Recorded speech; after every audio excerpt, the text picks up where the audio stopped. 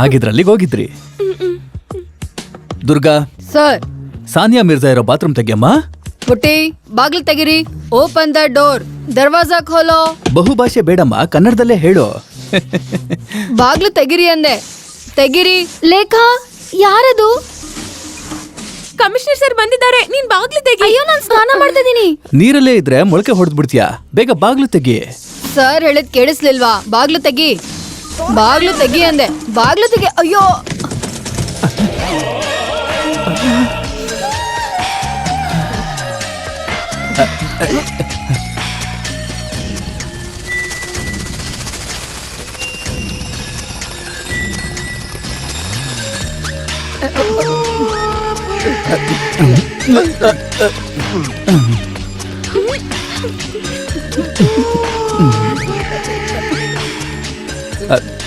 ಬಾಗ್ಲು ಹಾಕೊಂಡ್ ಬಾಮ್ಮ. ಸರ್ ಸ್ನಾನ ಮಾಡ್ತಾ ಇರ್ಲಿ ಮಾಡದೇ ಇರ್ಲಿ, ಆದ್ರೆ ಡಿಪಾರ್ಟ್ಮೆಂಟ್ ಜೊತೆಗೆ ಹೀಗ್ ನಡ್ಕೋಬಾರ್ದಾಗಿತ್ತು. ನಾನು ಏನ್ ಆಕ್ಷನ್ ತಗೋಬೇಕು ಅಂತಾನೆ ಗೊತ್ತಾಗ್ತಿಲ್ಲ. ನೀನೇನ್ ಕಿಸಿತಾ ಇದ್ಯಾ? ಡಿಪಾರ್ಟ್ಮೆಂಟ್ ಮರ್ಯಾದೆ ಬಗ್ಗೆ ಯೋಚಿಸ್ ನೋಡು. ಅಯ್ಯೋ ಸರ್ ಅದ್ ಗೊತ್ತಿಲ್ದಿರ. ನನ್ ಲೈಫಲ್ಲೇ ಇದೇ ಮೊದಲನೇ ಸಲ ಈ ತರ ನಡೆದಿದ್ದು. ಆ ಹುಡುಗಿಗೆ ಯಾವ್ದೋ ಕೈಗೆ ಸಿಕ್ಕಿದ್ ಬಟ್ಟೆನ್ ಹಾಕೊಂಡು ಹೊರಗಡೆ ಬರೋದಕ್ಕೆ ಹೇಳು. ಅಯ್ಯೋ ಸರ್. ಲೆಕ್ಕ ನೀನ್ ಬಾಮ್ಮ. ನೋಡಮ್ಮ ಬೇಗ ಡ್ರೆಸ್ ಹಾಕೊಂಡ್ ಬಾ, ನಾನು ಆಚೆ ಇರ್ತೀನಿ. ಸರಿ. ನೀವು ಮಿನಿಸ್ಟರ್ ನೋಡಕ್ಕೆ ಆ ಟೈಮಲ್ಲಿ ಯಾಕೆ ಹೋದ್ರಿ? ರಮೇಶ್ ಏನಾದ್ರೂ ಪೊಲೀಸ್ ಕೈಗೆ ಸಿಕ್ಕಾಕೊಂಡ್ರೆ ಅವ್ನ್ ಬಾಡಿ ಕೂಡ ಸಿಗಲ್ಲ ಅಂತ ಸ್ಟೀಫನ್ ಹೇಳಿದ್ದ. ಅದನ್ ಕೇಳಿ ನಮ್ ಭಯ ಆಯ್ತು.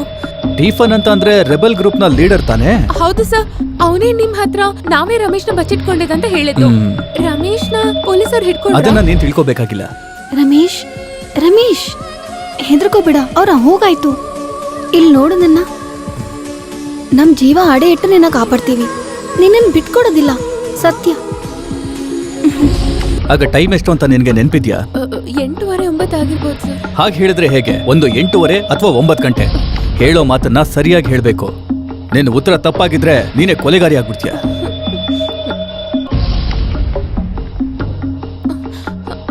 ನನಗ್ ನಿಜವಾಗ್ಲೂ ನೆನಪಿಲ್ಲ ಸರ್. ಇವತ್ತು ಸ್ವಲ್ಪ ಹೊತ್ತಿಗೆ ಮುಂಚೆ ನಡೆದಿರುವಂತ ಘಟನೆ ನಿನಗ್ ನೆನಪಿಲ್ಲ ಅಂತಂದ್ರೆ ನಾನು ನಿನ್ನ ಬಿಟ್ಬಿಟ್ಟು ಹೋಗ್ಬಿಡ್ಬೇಕು ಅಂತ ಅನ್ಕೊಂಡಿದ್ಯಾ? ಸರ್ ಲೇಖ ನೀನ್ ಹೊರಗಡೆ ಇರು, ಸರಿ ಸರ್. ಆಮೇಲೆ ಕರಿತೀನಿ. ಜುಲಿ ನೀನ್ ಬಾ. ಬಾರಮ್ಮ.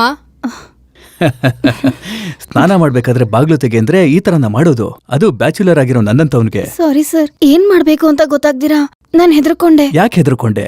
ಅದು ಹೇಳ್ತೀನಿ ಸರ್. ಹೆದರ್ಕೋಬೇಡ, ನಾನ್ ಕೇಳೋ ಪ್ರಶ್ನೆಗಳಿಗೆ ಸರಿಯಾಗಿ ಉತ್ತರ ಕೊಟ್ರೆ ಆಯ್ತು. ಹೇಳ್ತೀನಿ ಸರ್.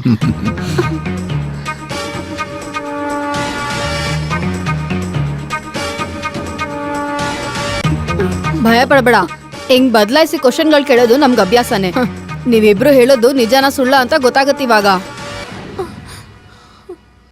ನೀನ್ ಹೇಳಿದ್ದೆಲ್ಲ ನಿಜ ತಾನೇ? ಹೌದು ಸರ್. ಸುಳ್ಳು ಹೇಳ್ತಿಲ್ವಲ್ಲ? ಎಕ್ಸ್ಕ್ಯೂಸ್ ಮಿ ಸರ್, ಪ್ರಿನ್ಸಿಪಲ್ ಅವರು ದೊಡ್ಡ ಫಾದರ್ನ ನೋಡಕ್ ಹೋಗಿ ಇನ್ನೂ ಬಂದಿಲ್ಲ.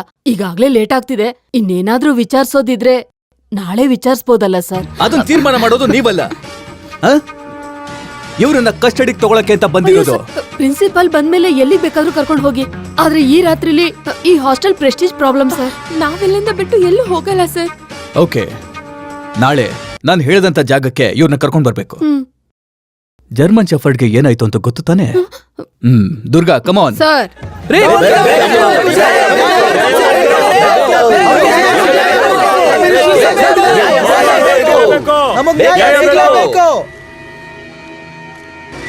ಈ ಆಂಗಲ್ ಇಂದ ಒಂದು ಫೋಟೋ ತಗೊಳ್ಳಿ.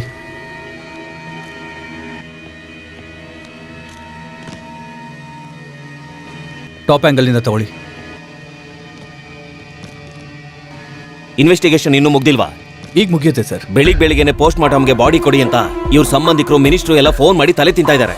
ಗೇಟ್ ಆಚೆ ಸಾರ್ವಜನಿಕರು ಮತ್ತೆ ಪಕ್ಷದವರು ಕೂಗಾಡ್ತಾ ಇದ್ದಾರೆ. ಬೇಗ ಫಾರ್ಮಾಲಿಟೀಸ್ ಎಲ್ಲ ಮುಗಿಸ್ರಿ. ಅದು ಹೇಗೆ ಸರ್? ಡೇ ಲೈಟ್ ತಾನೇ ಕಾನೂನು ಪ್ರಕಾರ ಇನ್ವೆಸ್ಟಿಗೇಟ್ ಮಾಡಿ. ಸಾಕ್ ನಿಲ್ಲಿಸ್ರಿ. ಸತ್ತಿರೋದು ಸಾಧಾರಣ ವ್ಯಕ್ತಿ ಅಲ್ಲ, ಹೋಮ್ ಮಿನಿಸ್ಟರ್. ಏನಾದ್ರೂ ತಪ್ಪು ನಡೆದ್ರೆ ಉತ್ತರ ಕೊಡ್ಬೇಕಾಗಿರೋದು ನಾನು. ಡಿಜಿಪಿ ನೋಡಿದ್ರೆ ಇನ್ನೂ ಡೆಲ್ಲಿಯಿಂದ ಬಂದಿಲ್ಲ. ರೇ ಆಂಬ್ಯುಲೆನ್ಸ್ ಬಂತ? ಮತ್ತೆ ಬಾಡಿ ತಗೊಳಕ್ ಹೇಳ್ರಿ. ಅಯ್ಯೋ ದೇವ್ರೆ, ಏನಪ್ಪಾ ಇದು ಗೋಳು. ಚರ್ಚಲ್ಲಿರೋ ಫಾದರ್ ಕೂಡ ನೆಮ್ಮದಿಯಾಗಿರೋದಕ್ಕಾಗಲ್ವಲ್ಲಪ್ಪ. ಕಾಲೇಜ್ ಇಟ್ಕೊಂಡಿರೋ ನನ್ನ ಪರಿಸ್ಥಿತಿ ಏನೋ. ನನ್ಗೆ ತಲೆ ಸುತ್ತೋ ಹಾಗಾಗಿದೆ. ಏನೋ ಟೆನ್ಷನ್ ಅಂತ ಬೆಳಿಗ್ಗೆನೆ 2 ರೌಂಡ್ ಹಾಕಿದ್ರೆ ಹೇಗೆ? ಅಯ್ಯೋ, ಪೊಲೀಸ್ನವ್ರಿಗೆ ಡೌಟ್ ಬರೋದಕ್ಕೆ ಇದೊಂದೇ ಕಾರಣ ಸಾಕು. ಸುಮ್ನೆ ಬಾ, ಮಾತಾಡ್ತೇ ಬಾ. ಮನೆ ಹೊರಗಡೆ ಎಲ್ಲ ತುಂಬಾ ಪೊಲೀಸ್ ಇದ್ದಾರೆ. ನಮ್ಮ ಪಕ್ಷದವ್ರನ್ನ ನಿಲ್ಲಕ್ಕೆ ಬಿಡ್ತಿಲ್ಲ. ಸರ್, ಒಂದ್ಸಲಾದ್ರೂ ನೋಡಕ್ ಅವಕಾಶ ಮಾಡ್ಕೊಡಿ ಸರ್. ನೋ, ಈಗ ಬಾಡಿನ ನೋಡೋದಿಕ್ಕೆ ಯಾರಿಗೂ ಬಿಡೋದಿಲ್ಲ. ಬಾಡಿ ಹೊರಗೆ ಬರ್ತಿದ್ದಾಗೆ ಪೋಸ್ಟ್ ಮಾರ್ಟಮ್ ಕಳಿಸ್ತೀವಿ. ಸರ್ ಫೋನ್ ಬಂದ್ರು ಕೊಡ್ಬೇಡ ಅಂತ ಹೇಳಿದ್ನಲ್ಲ. MLA ಸರ್ ತಮ್ಮ ಲಂಡನ್ ಇಂದ. ಹೌದಾ? ಅದನ್ನ ಮುಂಚೆನೆ ಹೇಳ್ಬೇಕು ತಾನೆ. ದಿನೇಶನ ಏನ್ ಹೀಗ್ ಮಾಡಿದ್ರಿ? ಆ ಅಯ್ಯೋ, ಈ ಸ್ಥಿತಿಲಿ ಬಾಡಿನ ತುಂಬಾ ದಿನ ಇಡಕ್ಕಾಗಲ್ಲ. ಪೋಸ್ಟ್ ಮಾರ್ಟಮ್ ಆದ್ಮೇಲೆ ಟೌನಲ್ಲಿ ತಗೊಂಡೋಗ್ತಾರೆ. ಆಮೇಲೆ ಮುಂದಿನ ಕಾರ್ಯಗಳು ನಡೆಯುತ್ತೆ. ಹೌದೌದು, ಎಲ್ಲಾರ್ಗು ಹೇಳಾಯ್ತು. ಅದನ್ನ ನಾವು ನೋಡ್ಕೋತೀವಿ. ರಾಜಕೀಯದಲ್ಲಿ ತುಂಬಾನೇ ವಿರೋಧಿಗಳಿರ್ತಾರೆ. ಆಮೇಲೆ ಆ ಕಾಲೇಜಲ್ಲಿ ನಡೆದಿರೋ ಘಟನೆ ನಿಮ್ಗೆ ಗೊತ್ತಲ್ಲ. ಈಗೆಲ್ಲ ವಿವರವಾಗಿ ಹೇಳಕ್ಕಾಗಲ್ಲ. ಸರಿ ಸರಿ, ಅಲ್ಲೇನೋ ಸಮಸ್ಯೆ ಇರೋದ್ರಿಂದ ದಿನೇಶಕ್ಕೆ ಬರೋಕ್ಕಾಗಲ್ಲಂತೆ. ಅಯ್ಯೋ,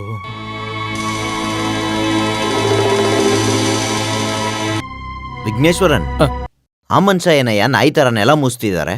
ಪೊಲೀಸ್ ನಾಯಿ ಕೆಲಸನ ಅವ್ರು ಮಾಡ್ತಿದ್ದಾರೆ, ಮೇಲಧಿಕಾರಿಗಳು ಇಲ್ವಾ ಸರ್?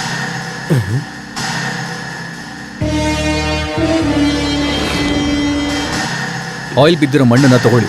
ರೀ ಕಮಿಷನರೇ, ಇಲ್ಲಿ ನಿಂತ್ಕೊಂಡು ಏನ್ ಮಾಡ್ತಾ ಇದ್ದೀರಾ? ಸೀಮೆ ಎಣ್ಣೆ ಮತ್ತೆ ಪೆಟ್ರೋಲ್ ಅನ್ನ ಮಿಕ್ಸ್ ಮಾಡಿ ಓಡಿಸುವಂತ ಒಂದು ಆಟೋ ರಿಕ್ಷಾ ನಿನ್ನೆ ಇಲ್ಲಿ ಬಂದಿದೆ. ಸೀಮೆಣ್ಣೆ ಓಡ್ತಿದ್ಯಾ ಇಲ್ಲ ತೆಂಗಿನ ಎಣ್ಣೆ ಓಡ್ತಿದ್ಯಾ ಅದೆಲ್ಲ ಸಮಸ್ಯೆನೇ ಅಲ್ಲ. ಆಟೋದಲ್ಲಿ ಬಂದಿದ್ ಯಾರು ಅಂತ ಕಂಡುಹಿಡಿಬೇಕು. ಕಂಡು ಹಿಡಿಯೋದು ತುಂಬಾನೇ ಇದೆ.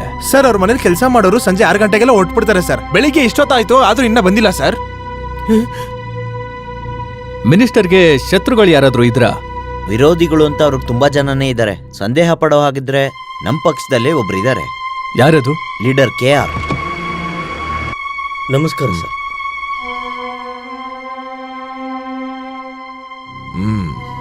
ನಮಸ್ಕಾರ ಸರ್. ಏನ್ ಮೇರಿ ಫೈಸ್, ಹಾಸ್ಟೆಲ್ ಅಲ್ಲಿರೋ ಡಿಸಿಪ್ಲೈನ್ ಎಲ್ಲ ಹೊಟ್ಟೋಯ್ತಾ? ಪ್ರಿನ್ಸಿಪಲ್ ಫಾದರು ಇಲ್ಲೇ ಇದ್ದಾರೆ. ಏನ್ ಫಾದರ್ ಇದೆಲ್ಲ? ಸರ್, ಇವಳು ನಿಮ್ಮ ಮೊಮ್ಮಗಳು ಅಂತ ಹೇಳಿ ನಾನು ಇವಳಿಗೆ ಸ್ವಲ್ಪ ಜಾಸ್ತಿ ಸ್ವಾತಂತ್ರ್ಯ ಕೊಟ್ಬಿಟ್ಟೆ. ಅದಕ್ಕೆ ಸಮಸ್ಯೆ ಆಗಿದೆ. ಇವರಿಬ್ರು ಹೀಗ್ ಮಾಡ್ತಾರೆ ಅಂತ ಕನ್ಸಲ್ಲೂ ಅನ್ಕೊಂಡಿರ್ಲಿಲ್ಲ. ಅವಶ್ಯಕತೆ ಇಲ್ದಿರೋ ರಿಸ್ಕ್ ತಗೋಬೇಡ ಅಂತ ಅವತ್ತೇ ಹೇಳಿದ್ನಲ್ಲಮ್ಮ. ರಾತ್ರಿ ಹೊತ್ತು ಅವ್ರ ಗೆಸ್ಟ್ ಹೌಸ್ಗೆ ಯಾವ ಧೈರ್ಯದ ಮೇಲೆ ಬಂದ್ರಿ ನೀವು? ಅವನು ತಪ್ಪಿಸ್ಕೊಂಡೋದವನು, ನೀವೇನಿಗೆ ಸಹಾಯ ಮಾಡ್ತಿದ್ದೀರಾ ಅವನ್ಗೆ? Good morning sir. Good morning. ಇಂಥ ವಿಷಯಕ್ಕೆ ಹೆಣ್ಮಕ್ಳನ್ನ ಕರ್ಸೋದ್ ಸರಿನಾ? ಸಂಶಯ ಬಂದವ್ರನ್ನ ವಿಚಾರಣೆ ಮಾಡುವಂತದ್ದು ಪೊಲೀಸ್ನವ್ರ ಡ್ಯೂಟಿ ಅಲ್ವಾ ಸರ್? ಒಂದ್ ವೇಳೆ ಇವರೇ ಅಪರಾಧಿ ಆಗಿದ್ರೆ, ಒಂದ್ ವೇಳೆ ಇವರೇ ಮುಖ್ಯವಾದ ಸಾಕ್ಷಿ ಆಗಿದ್ರೆ, ಇದ್ರೂ ಕ್ವಶನ್ ಮಾಡದೆ ಇರಕ್ಕಾಗಲ್ವಲ್ಲ ಸರ್? ಲೇಖ ಅಪ್ಪ ಅಮ್ಮ ಇಲ್ದಿರೋ ಅನಾಥೆ. ಜೂಲಿ ಅವ್ರ ಅಪ್ಪ ಅಮ್ಮ ಹೊರದೇಶದಲ್ಲಿದ್ದಾರೆ. ಸುಮ್ನೆ ಏನೋ ಸಮಸ್ಯೆ ಬೇಡ. ನಾನು ಇವ್ರನ್ನ ಕಸ್ಟಡಿಗೆ ತಗೋತಾ ಇಲ್ಲ. ಒಂದಷ್ಟು ಪ್ರಶ್ನೆಗಳನ್ನ ಕೇಳಿ ಕಳಿಸ್ತೀರಿ. ಬನ್ನಿ ಬನ್ನಿ. ಹೋಗಿ. ನಟೇಶ್ ಅವ್ರನ್ನ ನೀವೇ ರಾಜಕೀಯ ಕರ್ಕೊಂಡ್ಬಂದಿದ್ದು, ಒಂದೆರಡು ಮಾತು ಹೇಳಿ. ಅವರು ನನ್ನ ಕೈ ಹಿಡ್ಕೊಂಡೆ ಅಧಿಕಾರಕ್ಕೆ ಬಂದ್ರು. ನನಗೆ ತುಂಬಾ ಗೌರವ ಕೊಡ್ತಿದ್ರು. ಅಧಿಕಾರದಲ್ಲಿರೋರು ಆ ಥರ ನಡ್ಕೊಳ್ಳೋದು ತುಂಬಾ ಅಂದ್ರೆ ತುಂಬಾ ಕಷ್ಟ. ನನಗೆ ನನ್ನ ಮಗನೇ ಹೋಗ್ಬಿಟ್ಟು ಅನ್ನೋ ತರ ಅನಿಸ್ತಾ ಇದೆ. ನನ್ಗೇನು ಬೇಕಾಗಿಲ್ಲ. ಕೊನೆಯದಾಗಿ ನನ್ ಮಗನ ಎಲ್ಲಿ ನೋಡಿದ್ರಿ? ಅವನು ಎಲ್ಲಿಗೆ ಹೋಗಿದ್ದಾನೆ? ಅವನಿಲ್ದೆ 1 ನಿಮಿಷ ಕೂಡ ನಾನ್ ಬದುಕಿರೋದಿಲ್ಲ. ಏನು ಅಮ್ಮ ಸೆಂಟಿಮೆಂಟಲ್ ಹೊಡಿತಾ ಇದಾರೆ.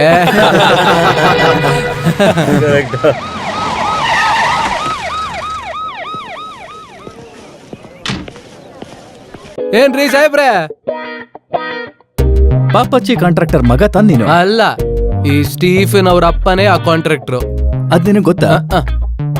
ನೋಡ್ರ, ಅವನ್ಗೆ ಗೊತ್ತಿಲ್ಲ. ಏಯ್, ಬಾಯ್ ಮುಚ್ಚೋ. ನಿನ್ ಕೈಗೇನಾಯ್ತು? ಬೈಕಿಂದ ಬಿದ್ದಿದ್ದು. ಕರ್ತ ನಿಮ್ಮನ್ನ ರಕ್ಷಣೆ ಮಾಡ್ಲಿ. ಒಳ್ಳೆಯವ್ರಿಗೆ ಒಳ್ಳೇದೇ ಆಗತ್ತೆ, ಕೆಟ್ಟವ್ರಿಗೆ ಶಿಕ್ಷೆ ಆಗತ್ತೆ. ಕೊಲೆ ಆಗಿರೋದು ಹೋಮ್ ಮಿನಿಸ್ಟರ್, ನೆನಪಿರ್ಲಿ. ಈ ಅಮ್ಮನು ಈ ಫಾದರು ಸೇರಿ ರಮೇಶ್ನ ಎಲ್ ಬಚ್ಚಿಟ್ಟಿದ್ದೀರಾ? ಸರ್, ಅಪರಾಧ ಹೊರಿಸ್ಬೇಡಿ.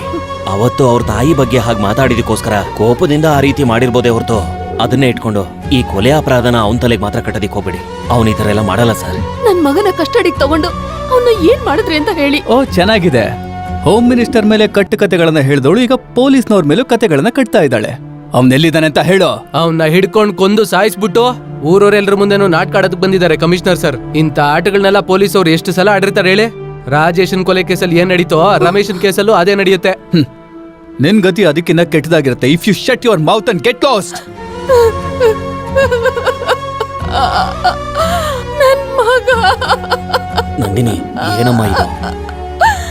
ಸರಿಯಾಗಿ ಕೇಳಿಸ್ಕೊಳ್ಳಿ. ನನ್ ಮಗನ್ಗೆ ಏನಾದ್ರೂ ಆಯ್ತು ಅಂದ್ರೆ ನಾನ್ ಖಂಡಿತ ಬದುಕಿರೋದಿಲ್ಲ. ನಂದಿನಿ, ದುಡುಕ್ ತೀರ್ಮಾನ ತಗೋಬೇಡಮ್ಮ. ಆಂಟಿ